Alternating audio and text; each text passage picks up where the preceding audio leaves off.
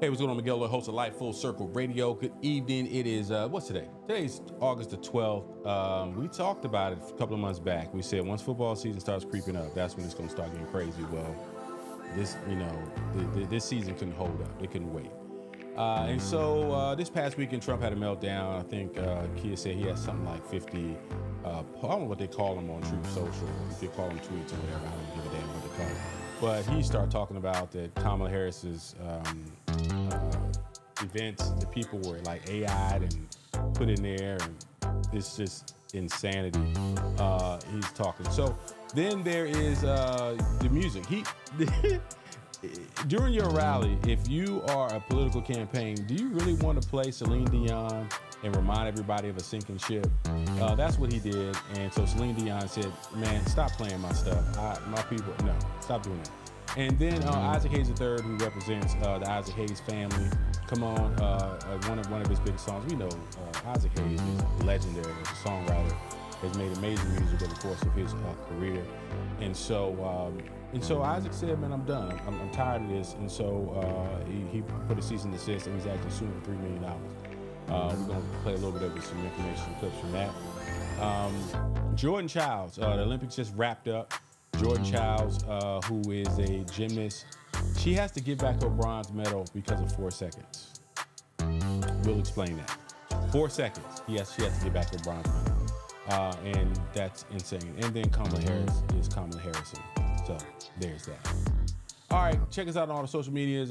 Check us out on We're Right Now Live. We're already on the YouTubes. Check us out there, as well as on Facebook, on Twitch, if you're hanging out on Twitch, because we're a little bit everywhere. Super producer, don't play with me. Don't play with me. You better not be frozen.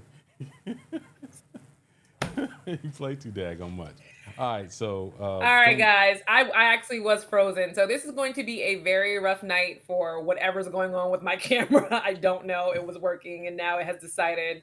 Middle finger to you. But hi from a very tired mom of kids who went to school on the same goddamn day. All 3 kids. Hey, man. Hey, you're just that one step closer. So now your kids are officially in pre-K.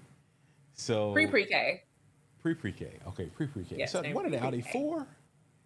They're 3 and a half. 3. Okay, so yeah, you know the real party stuff. But see, right now you can drop them off like we talked about last week. You can drop them off first thing in the morning, pick them up when you want.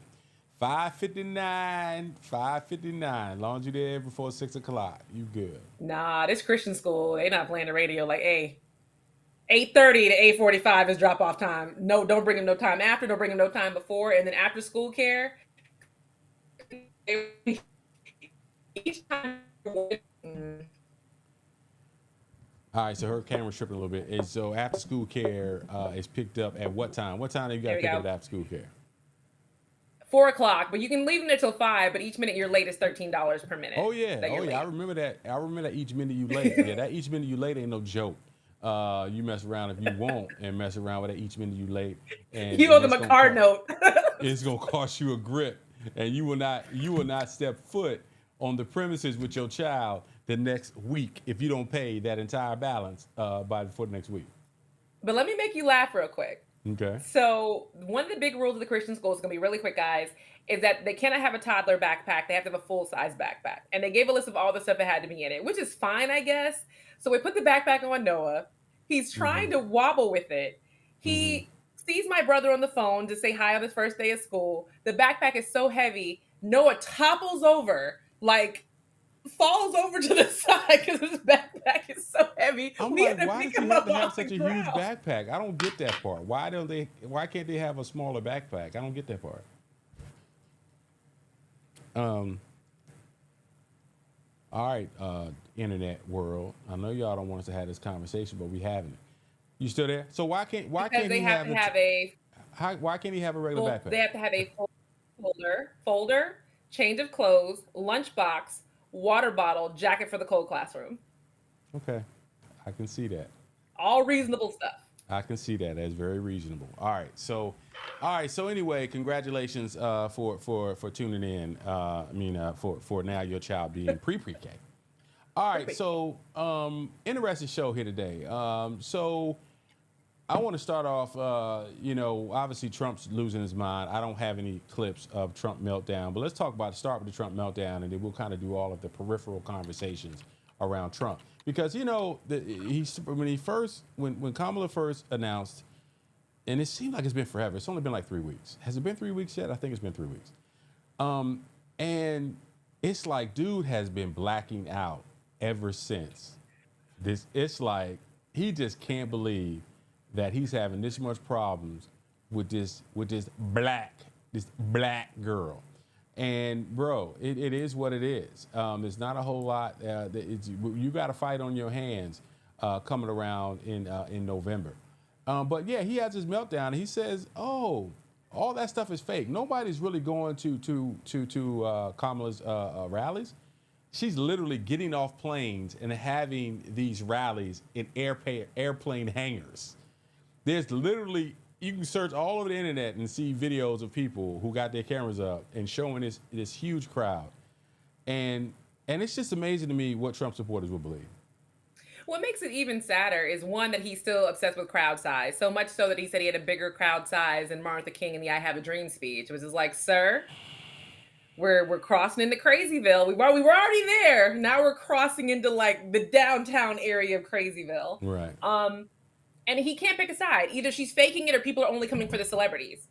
Because for Atlanta, it was people only came for the celebrities. Right. Then when they were in Wisconsin, people only came for that one country guy who can't sing, even though these people are only doing like 2 songs each. I'm not going to no crowded arena for 2 songs.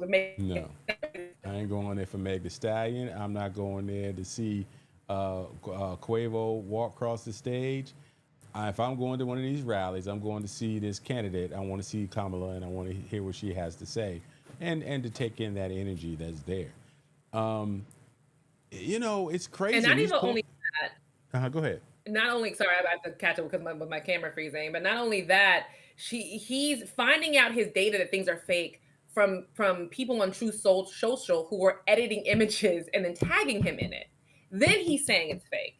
So, and now Kamala's team has gotten on Truth Social, Kamala, because it's an open platform, and are now trolling him. Every time he tweets something on Truth Social, they come behind him with a video as proof.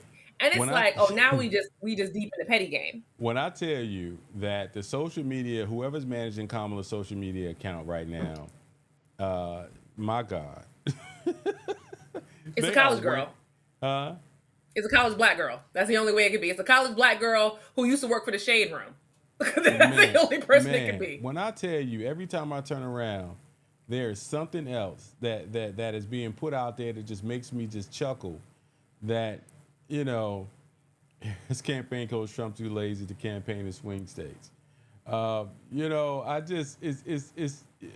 just wearing him out, man.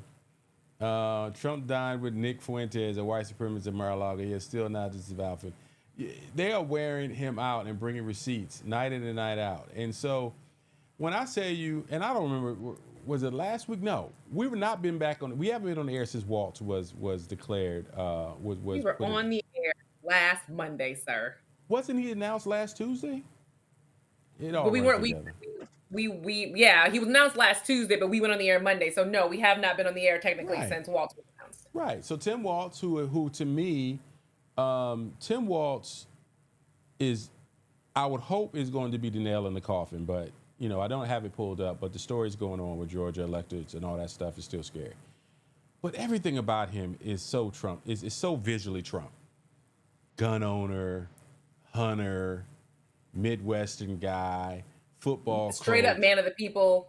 Man of the people. Everything about him is Joe the plumber. Everything about this guy is so regular schmegular. And it's hard, and for them to even try to use this whole, what is it calling it, stolen valor nonsense. Stolen valor. And can we explain what stolen valor actually means? Go ahead. Because I think people are getting confused between military record and stolen valor. I watch YouTube videos, and I love watching the stolen valor videos because they're really interesting to me. So what stolen valor is people who claim to have had military service to gain recognition, awards, and services from the United States. So like if you say that I served in the Iraq war and you drum up some fake paperwork, you can apply to the VA for benefits. And you can say I'm crippled, I can't walk, I'm just like in so much pain, it's so hard for me. And then they catch you mowing your grass and coaching your kids' little league soccer team. That is what stolen valor actually means. Or people do it in the airport, which I think is so funny. I actually saw somebody get caught doing this, where they wear a fake uniform to the airport to get an upgrade on the flight, whether it's to first class or free drinks at the bar. That's why people do it. That is stolen valor. What Waltz is that he didn't work. That's not stolen valor. It's just Right. He served 24 years.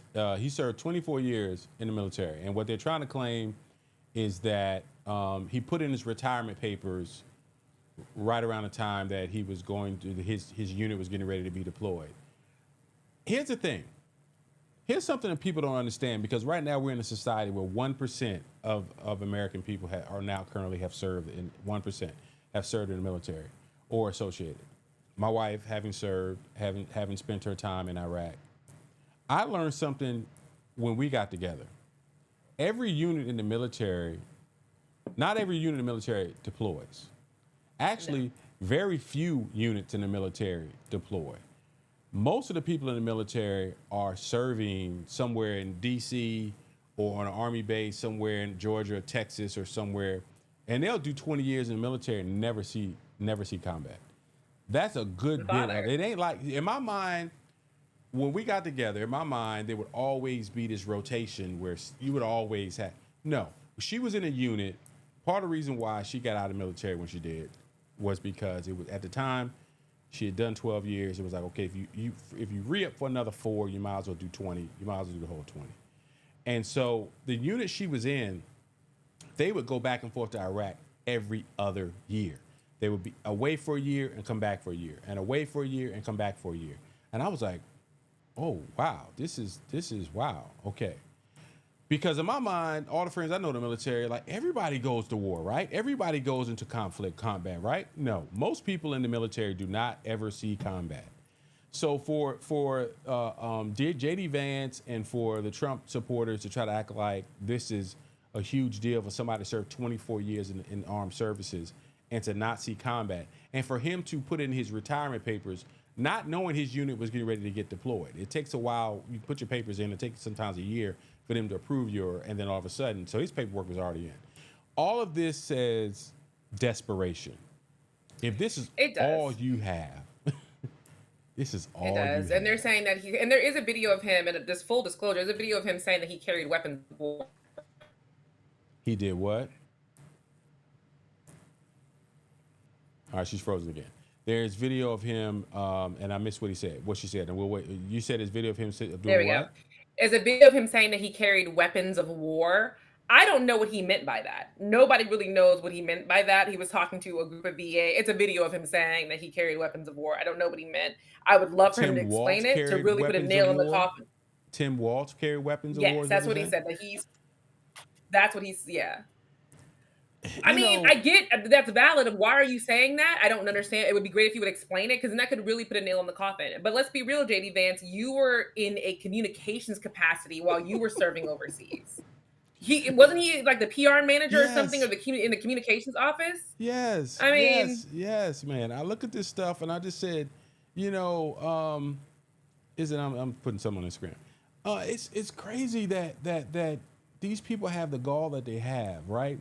He served 4 years, and God bless. He's a Marine. He served his time. Yes. And all that. And so, but when I start to question you, or when I start to sit up here and say, now I got to question who you are and what you did, is when you disrespect the service of another serviceman. I don't give a doggone who you are. And I'm gonna respect somebody who sacrificed part of their lives and put their lives on the line to serve for our country. It's just, to me, it's just a no-brainer. But these people I'm not going to disrespect J.D. Vance or Tim Waltz for serving. You served.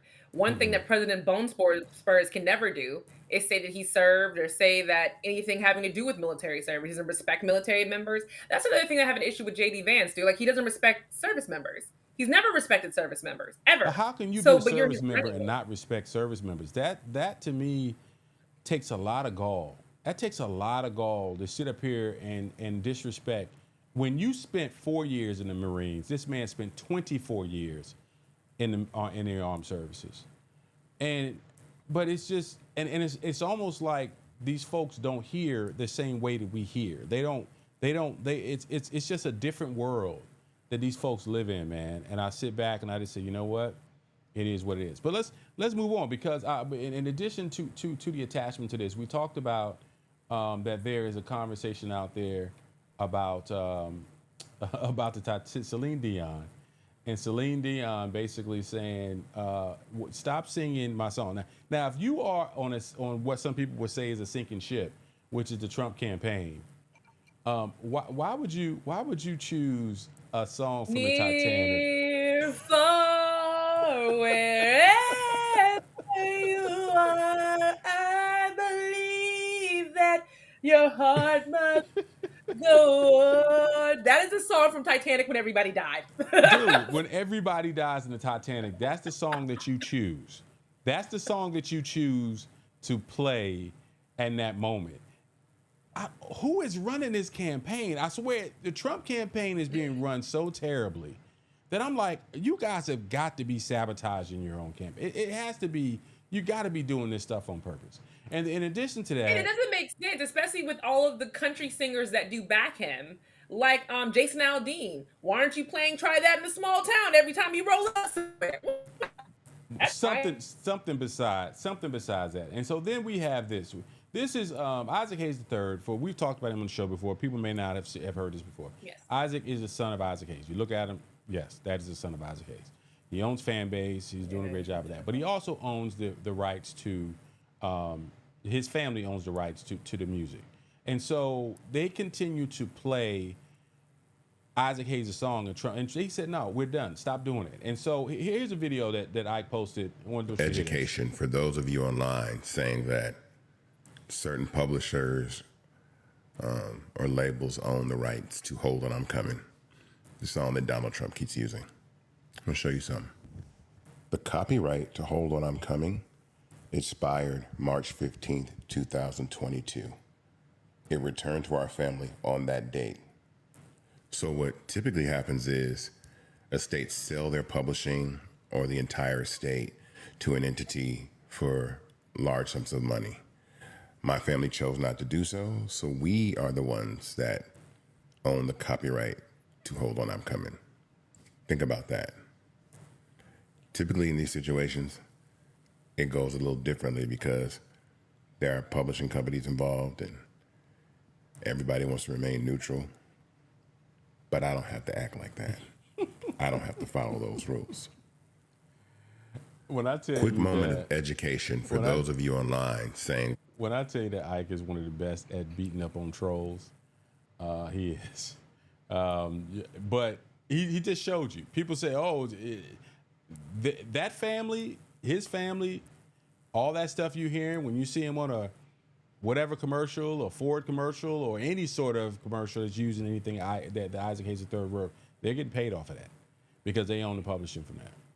I hate when people always say, oh, they talking about it, now that means they going broke. That's the only why they're making a big deal out of it. So Celine Dion's going broke. Celine Dion, who just sung at the Olympics, is going broke. Stop it, y'all. People just do, and this happened. This is ignorant. What was it? Not this past, was it this past 4 years? Whatever the last time he ran. Yep. The same thing happened. This is how Trump learned about this, because he was playing music from Ayesha.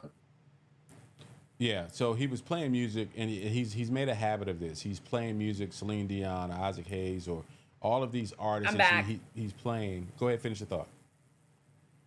So he was playing music from Maroon 5. He was playing with Rolling Stones. Yeah. All these really big name artists, and one after the another. Yeah. They were all like, what you're not going to do is play our music at your rallies. It's not going to happen. Don't do it. Stop. I mean, he would have a rally. The next day, some major artist is like, don't play our music.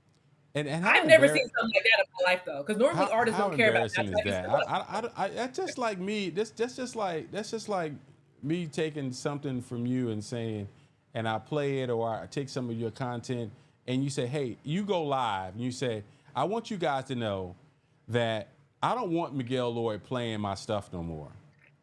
And I still say, you know what? I don't care what you want. I don't care what you think. I really like that song, and I'm still gonna play it. Nah, nanny, nah, nah.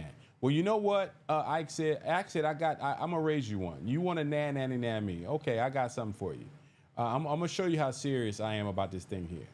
And so this is what I believe about your nah, nanny, nah, nah. This is called a lawsuit. Yeah. Especially because they have asked him multiple times to stop doing Multiple this. times over the course of the last 3 years. Stop it, dude. And he was, and you can probably, I don't know if Joanne Reed will post it, and I'm sure Ike will probably find a way to post it. He was on MSNBC right before I came on the show, and he talked about it. And Joanne Reed asked him the questions about whether or not this is politically motivated.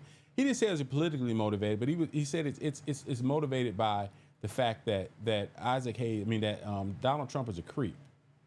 And so he's disrespecting black women. He said, I have 7 sisters. I'm not going to sit up here and let this guy, and I don't want my father's music to be associated, and I want people to think that I'm cool with this guy associating himself with the legacy of my dad. And that's with how all artists were. Like, this is not politically motivated. We're not voting for the other guy. We don't care. Right. But what your rallies show to people is not what we want our music to represent. Correct. We don't like her, and this and that. This is really annoying. Yeah. Is really bothering me. I don't know what's going on with your camera today. It's tripping. But it's beyond. And here's the thing. Is it politically motivated? I think it's politically motivated by association. It's like a peripheral. Yeah, exactly. I was about to say before I got cut off. Yeah. It's just like, dude, I just don't like you. I don't like what you stand for. I don't like, and so for you to try to associate I don't like my what your supporters family's stand legacy, for you to associate my family's legacy with don't play my shit. And listen, I think when Trump first started running, I think a lot of artists didn't care. I think after Charlottesville, and everybody remembers what happens in Charlottesville, after that's when a lot of artists was like, absolutely not. Once the Proud Boys it's black artists, it's rock artists. Think about what you just ran down. You just ran down like the Rolling Stones and Issac Hayes, Maroon 5, Celine Dion. That's pretty Dolly. much who? Dolly Parton. So you got old school contemporary country with rock music with Celine Dion, which is almost a category herself, and then soul music, and everybody's standing over here like, you not like us. We don't want you playing our shit. Stop it. Leave us alone. It's like what song he should play. It's like everybody wants to play. We don't mess with you. We don't mess with you. Yo, go play all the Kid Rock that you want to play. Go play the Pillow Man's commercials, because these are the people who like you. You know, Jason Aldean. Play him. He loves you. Him and his little horrible wife that he got with after he cheated on his first wife, by the way, got caught in the bar. Go play his music. Try that in a small town. Oh, by the way, happy Montgomery Brawl Day. I forgot to tell you happy Montgomery Brawl Day because we weren't on the air. Happy Montgomery Brawl Day, you guys. Happy Montgomery Brawl Day. So, I just look at this stuff and I just sit back and I just said, but when it's all said and done, he is still a problem. November, whatever, I don't know what it is, November the 5th or whatever the first Tuesday in November of this year. I don't know what that day is going to be, but it is not over. We're looking at now the states that are really the swing states of Michigan and Michigan and Pennsylvania and Arizona, and they seem to be leaning a little bit further, a little bit more to the left, but who knows?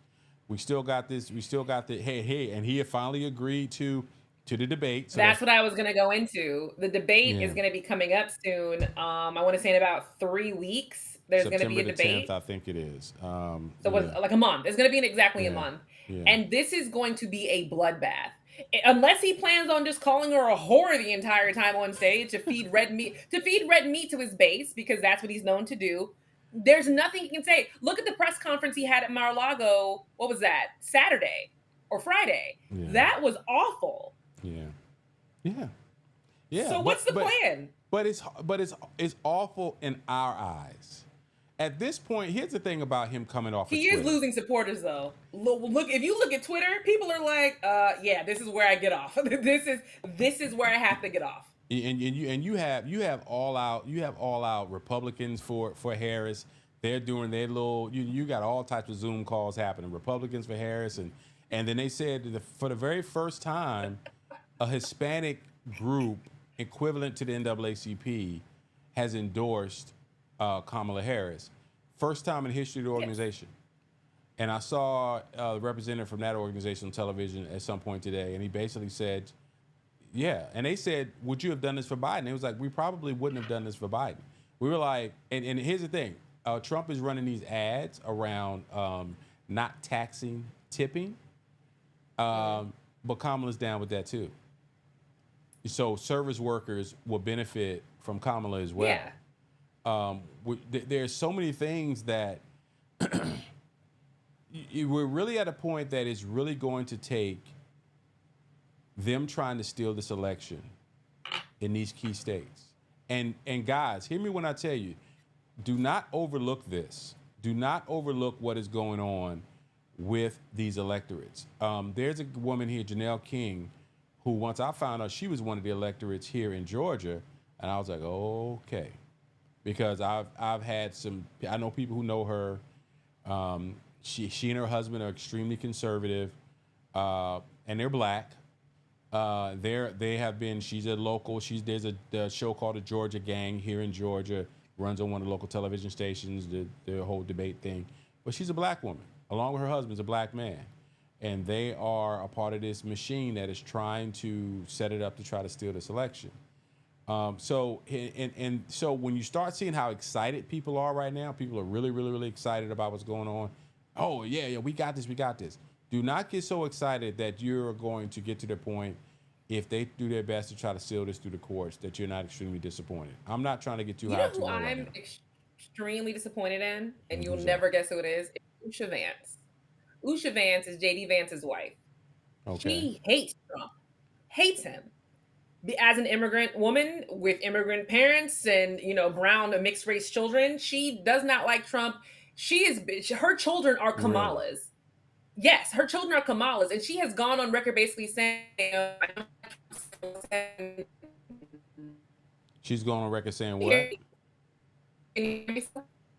You're breaking up on me. So she's going on record. So you're saying that JD Vance's wife does not like Trump, and she's going on record. No, saying she's what? gone on record in saying that January 6th really disturbed her. It was very upsetting for her, very disturbed her. But once her husband got on the ticket, she's like, "But I support my husband." So something really disturbed you, really made you upset, but you support your husband. She also said when JD Vance was making his childless comments about women, he was like, oh, he wasn't insulting women who can't get pregnant. He was insulting women who choose not to get pregnant. I want to say, bitch, does that make it better? That doesn't make it better. It's the same amount of bad. It does not make it better. If women choose not to have children, that's their business. That is their choice. That is the life. This is the thing that and that's one of the things that Tim Walz is talking about in Minnesota. Mind your damn business. That's their mantra. It's all about minding your business. And that's what I live by, man. I like this guy, man. Because I look at stuff when it comes down. I saw another meme earlier talking about abortion. Me supporting women's rights does not mean I'm for abortion. I'm for minding my business.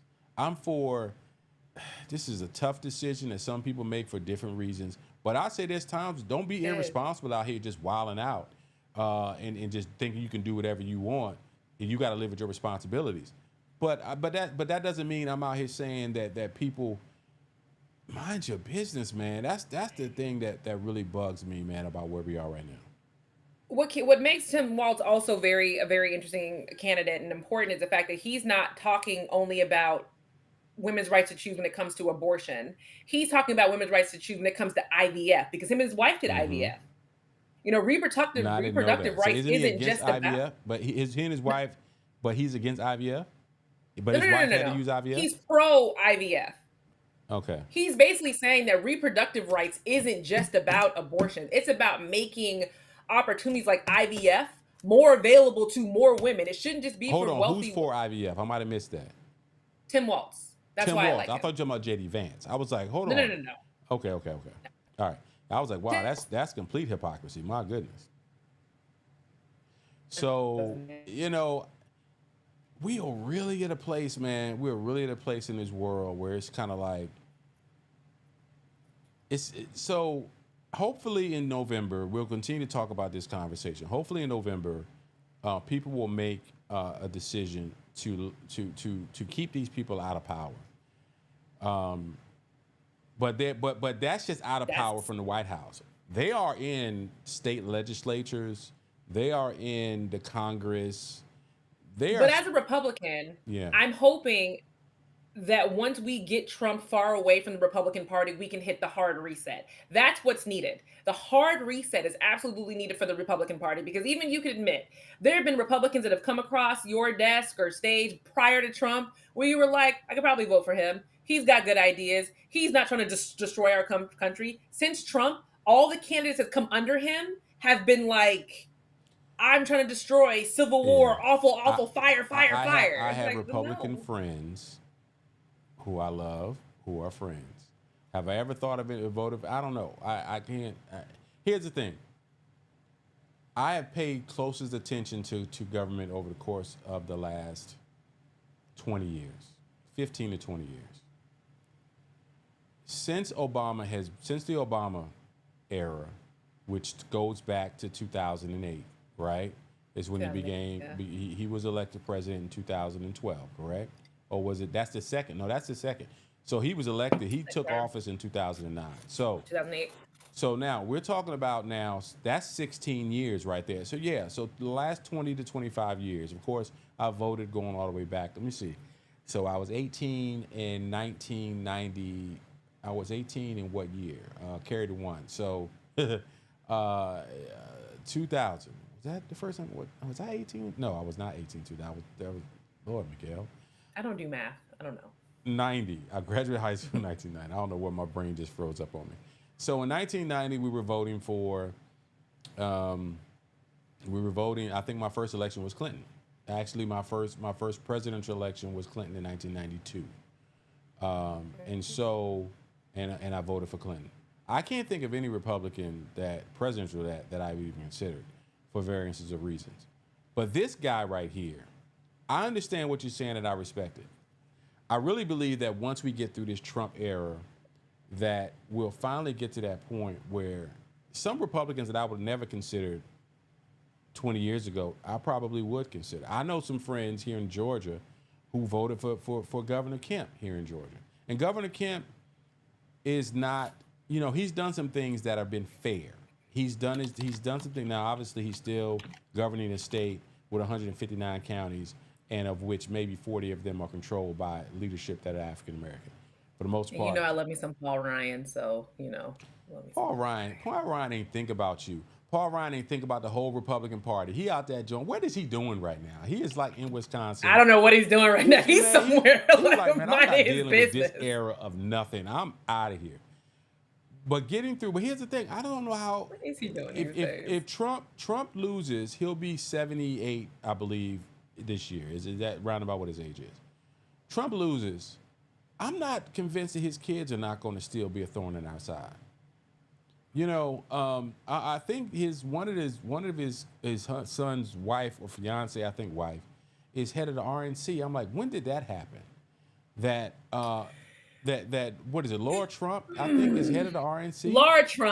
Laura Trump is Eric's wife, and she became head of the RNC. She had the balls to get on Fox News and say, I would never vote for somebody for something. The presidential election was just given to Kamala. I would never want to work with somebody who something was just given to them when they have no experience. What? Nobody knew who you were. You were never in politics before. I don't even know what Laura Trump was doing before. I think she was just a stay-at-home mom. Now she's running the RNC. How does that make any sense to anybody? It makes sense. It's called the caucasity. That's for you to not have any experience. You're 41 years old, American former television producer. She's an American former television producer, which I even question that. That doesn't mean you work for Donald. Co-chaired the Republican National Committee since March 2024. She's married to Eric, third child of former U.S. President. Blah blah blah. I'm up here looking at her Wikipedia, which is pretty short. These folks just believe that the world is theirs. They really believe the world is theirs, and it's crazy to me when I look at this nonsense. And so and the whole thing, why do they think that it's going to stick? That they keep trying to say Kamala Harris is not qualified and she's not bright. And you guys have these type of short Wikipedia pages. You know, career. Trump was a story coordinator and producer for the TV news magazine Inside Edition. So she used to work for Inside Edition. This is her resume. Used to work for Inside Edition. Huh? Yeah, you're looking at it now. Okay, so you used to work for so this is the entirety on Wikipedia of your career. 3 short paragraphs. In December 2022, Fox announced that because its policies are not to employ anyone running for office involved in the candidate, it had parted ways with Laura Trump. So you used to work for Fox, but they let you go. So this is the entirety of your career, and you claim that Kamala Harris' career was given to her. What's up, Andre? What's up, brother? We going in today. But no, it's interesting because, you know, she was working for Inside Edition from 2012 to 2016. Then she became a Trump. And then everything in her life just revolved around that family since then. Everything's it's about never Trump. Been anything else. You have the nerve to sit up here and question someone's career. And I just went through your entire life with 3 strokes of my mouse. We're already on references. Hold on. Let me go from the top. 1, 2, and I'm already on references. You have a lot of, I almost said it. You got a lot of nerve. But even I can't even Ivanka, because people who do not know this, though Ivanka deals with some nepotism before she got into the White House with her father. Ivanka had a whole career. People keep forgetting that Ivanka had a whole clothing line that was doing fantastic before her father ran for president. She had to go. So he said, "Pops, you gotta give me a job. You done messed up my clothing line, so I need to come work for you." These people it's the caucasity of it all, and I just look at this thing, and we got to make sure we clearly define the difference between what we think about people like Trump and white folks in general, because everybody. I didn't know Ivanka's real name was Ivana after her mother. I know you don't care. I'm just saying that's just like one of those like interesting facts that you realize, like, oh, that's her real name. Her real name is Ivana. I do not care about these people. I wish they would go away. Go down to Florida, be rich, and go away. You know what's so funny? I was like watching just came across CNN the other night, and they were talking about these terrible storms that come through Florida and rip, and they were just showing the disaster of Florida. And I said to myself, like, and I felt really bad. I was like, man, I wonder if one of them storms come by there and wipe out Mar-a-Lago. But hey, you know, they not like us. I don't wish ill will on people. So I quickly asked and repented and said, God, please take these thoughts away from me. But it's just, I just want people like Donald Trump. We know you're wealthy. We know you don't care about nobody. We know the type of people that you are. Just go away. Just go away. Listen. What really annoys me is that Donald, Eric, and Ivanka, are still cool with their mother being buried on a golf course. If that was me, I would never talk to my father ever again. If my father ever buried my mom or my stepmother even, I don't even dig her all the time. And he was like, I'm going to bury them in the backyard. I'd be like, Dad, I cannot mess with you no more. Like, I'm done. I'm good. Like, you can't do this. It's insane. That is. That you're gonna marry, so you can go by there on hole number 9 and walk on her grave. And you literally have the ability to walk on her grave. That's just absolutely disgusting. All right, let's start. Anything else on Trump before we move on? Because I think we're gonna spend way too much time talking about Trump. Let's move on. We got 8 minutes left to talk about something. Good. Yeah. So the Olympics just wrapped up. We ready to pivot over to the Olympics. The Olympics just wrapped up. A couple of stories that have happened. Here's the thing, from a sports nothing's good, y'all. It's not gonna be funny. Nothing's good. Nothing's from a good. sports perspective, and I'll tell you this: by next Olympics, both the men and women's basketball team better come ready to play. because you had two finals in the gold medal games that came down to the wire, both the men and the women. The France situation. almost whooped their ass, the women's team. Hey We man, watched that game in the car. hey man, that was good. Steph Curry closed it out. That was good. It just was entertaining. You had a situation with the Jamaican sprinter who they wouldn't let take the bus or get on the bus to get into the. So she and the Jamaicans backed out of the 100-meter finals. Sha'Carri Richardson also had the Well, that's issue. not why they backed out. The reason why they backed out, once again, you got to flesh out these stories, but the reason why they backed out made total sense. They wouldn't let them, they did not stay in Olympic Village, they stayed outside. Right. But Olympic Village had blocked all buses coming into a certain point. So if you were riding a bus into the village, you had to walk from the guest area all the way to the gate, An hour which walk. apparently is like a mile walk. And they were like, so we're about to walk a mile And then have to then run. sprint? Correct. No, thank you. No, thank you. And so they backed out of it. Sha'Carri Richardson also had the same fate. She got the silver medal, but then they smoked them in the 4x100. It really was great to watch. But Jordan Childs is an American gymnast, and she won the bronze medal in the floor exercise, Yes. or floor so she exercise. thought. And so what happened was there was a protest. Don't know all the rules in gymnastics. I don't profess to know all the rules in gymnastics. But what I do know is if you tell me that the reason you had this jubilant celebration. Is that an Olympic judge on our screen? Because I don't know. This is the video I had up for a while, so it's some random video that's running. And so American gymnast Jordan Childs must return bronze medal because of 1, 2, 3, 4. 1, 2, 3, 4. 4 seconds. 4 seconds. They said they were 4 seconds late in making their protest. And so this girl that came all the way home. She done been on TV, done interviews with her. Multiple times. Bronze medal around her neck. And now they said, send it back because of 4 seconds. I paused for a fact, and I hope that your screen is not. Your screen still frozen?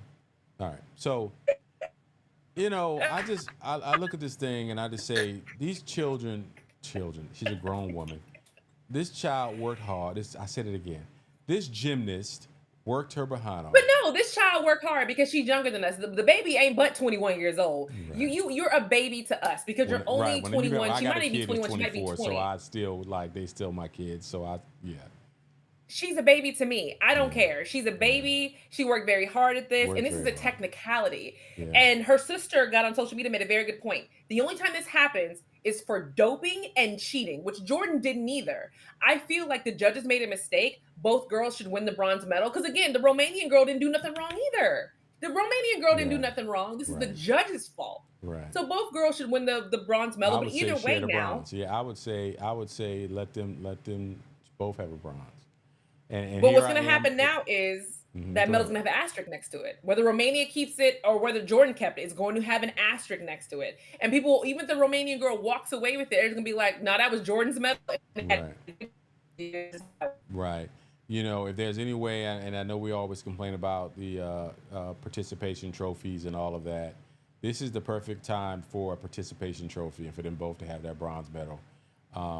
I agree with you. It's crazy. Last story though, because a lot of people hate the Paris Olympics, and we got to talk about Ayesha Curry had an incident with Sonia Curry, and Ayesha Curry is Steph Curry's wife. They were leaving the arena, and this blew up on social media because a lot of people didn't understand. I kind of got it. They were leaving the stadium, trying to get back to their car or where they were previously, but they could not move because the police were blocking the road because President Macron, the French president, was leaving.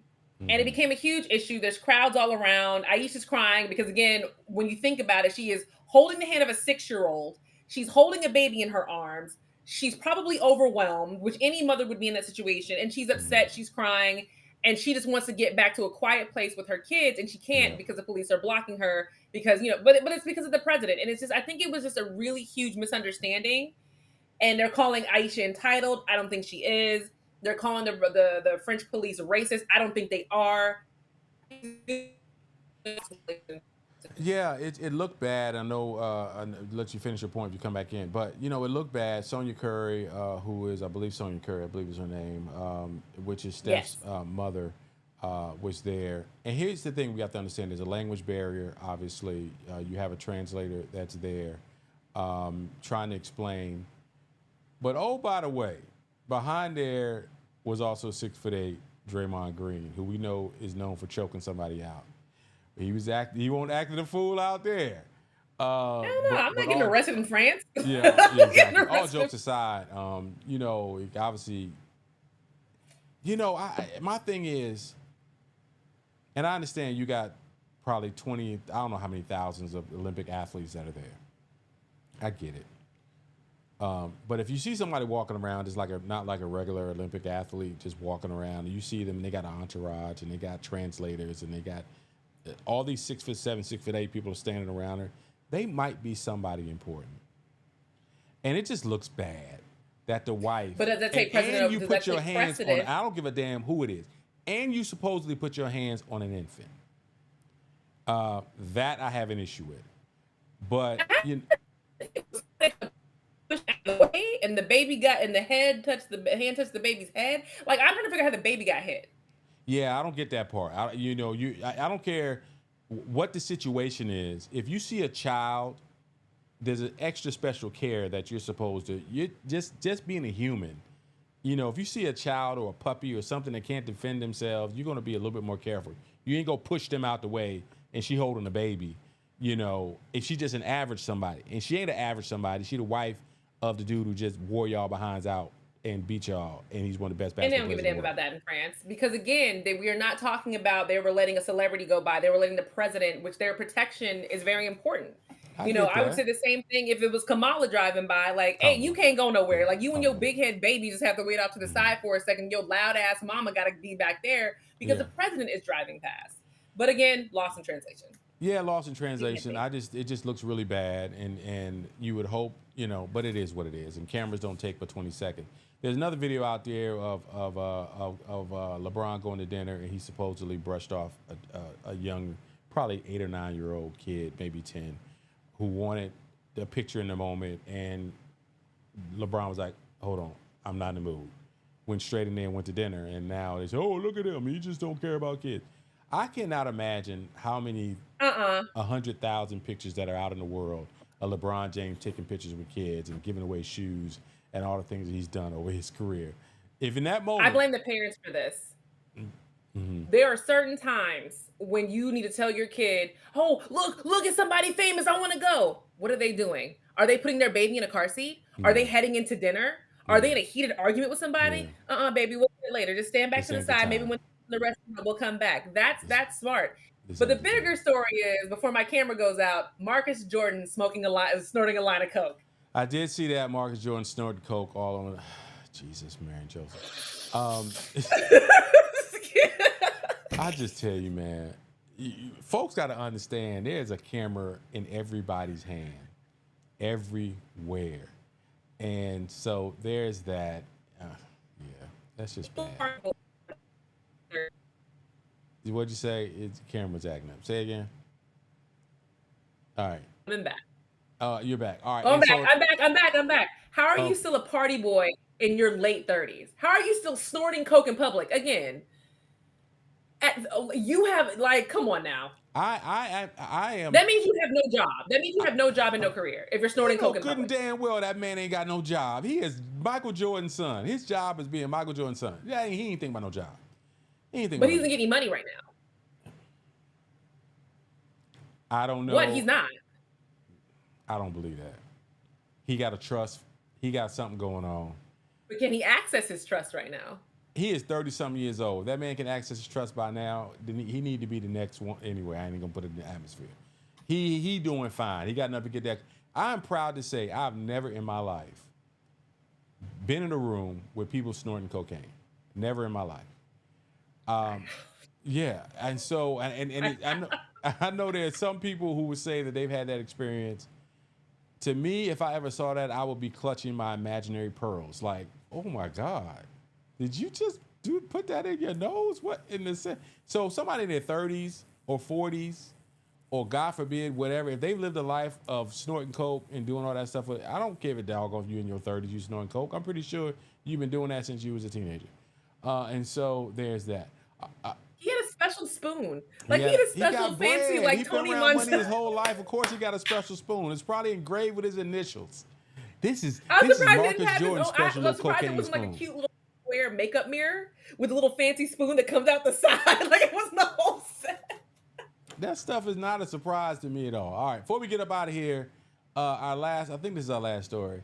And it's a last story for a reason, because it is no surprise. And that is Lauryn Hill cancels another tour. Now, supposedly, it's supposed to be something going on with her health-wise. I don't know.